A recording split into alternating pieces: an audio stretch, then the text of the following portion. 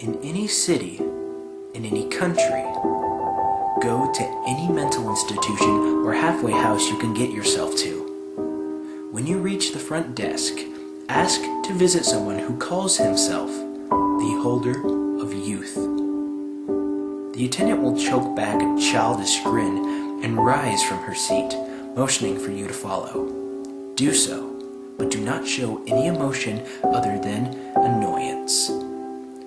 For there are creatures watching you, waiting for a chance to erase your mind and make you do their foul bidding. The attendant will lead you through the facility, skipping merrily along and turning down hallways at a whim. Do not bother trying to remember the path, for it will soon be irrelevant. After what will feel like hours of walking, she will turn into an empty room and halt abruptly, announcing that you have arrived. Follow her in and shut the door firmly, then move aside. She will wait, rocking gingerly on her heels, then bounce toward the door, opening it with little more than a grin. Through the door, there will be a lush meadow teeming with vibrancy and life. Follow your guide through the frame and stop when she does. She will then glance around nervously and then lean towards you with apprehension in her eyes. She will speak a single whimsical word, then depart, leaving through the door and closing it. You must make sure not to forget that word. Walk forward with rigid, stoic paces, keeping an angry visage upon your features. The guardians here will know you do not belong, but will be too afraid to strike. For now, continue walking until you reach a ring of flowers and step inside it. They will all wilt suddenly, with the exception of one small portion.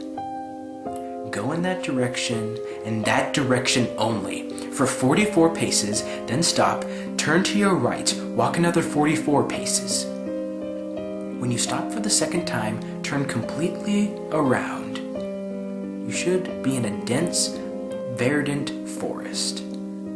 If you are not, then the guardians have mustered their courage and no power in this place will try to save you.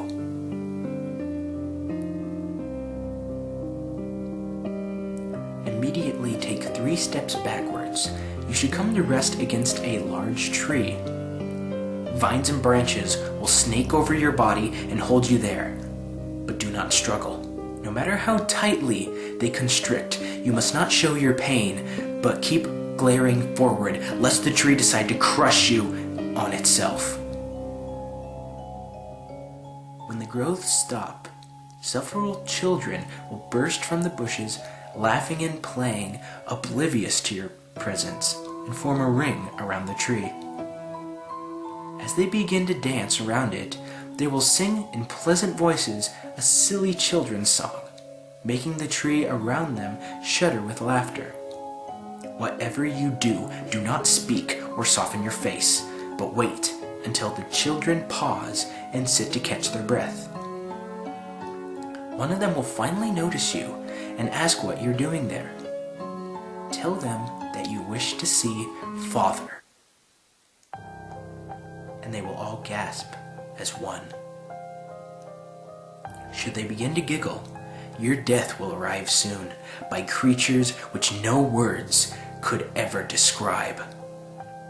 Sternly tell them again that you wish to speak with Father, and their leader will hang his head glumly, muttering acquaintances to you. He will stand and walk away, leaving all the others around you. They will begin to speak, to themselves and to you. But you must not look at them, listen to them, or even think about anything they might say to you.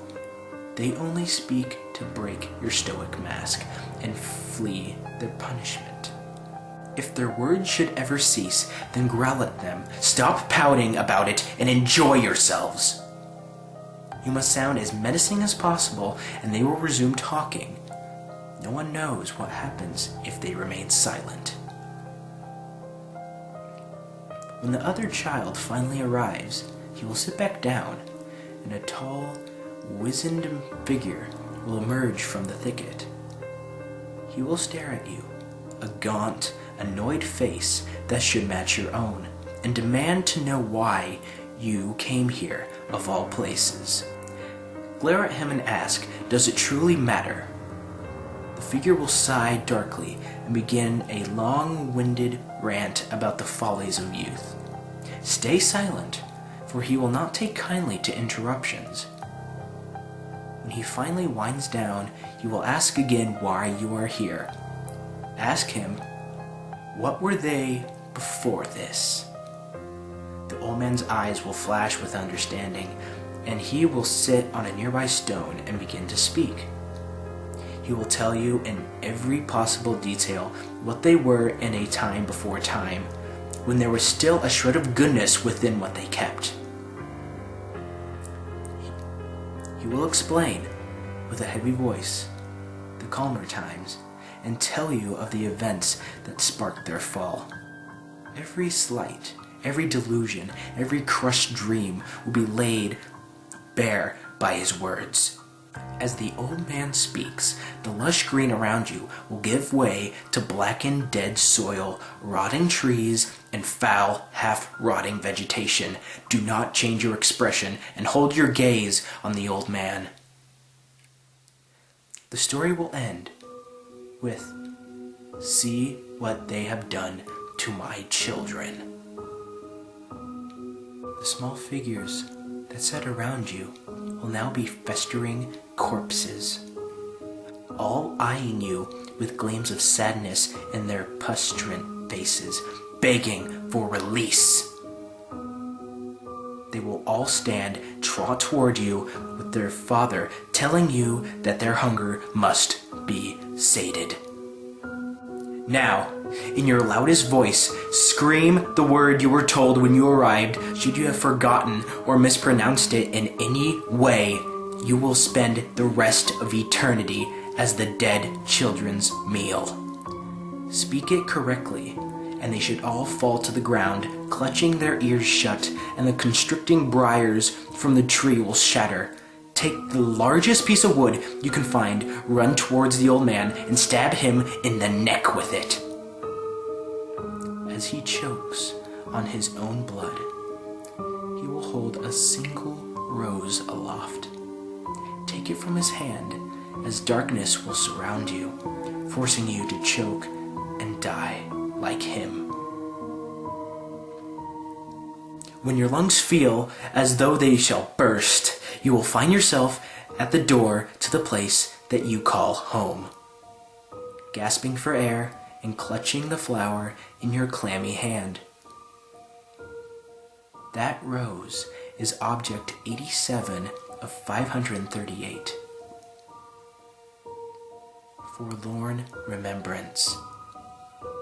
It stands for the purity that once was and never shall be again.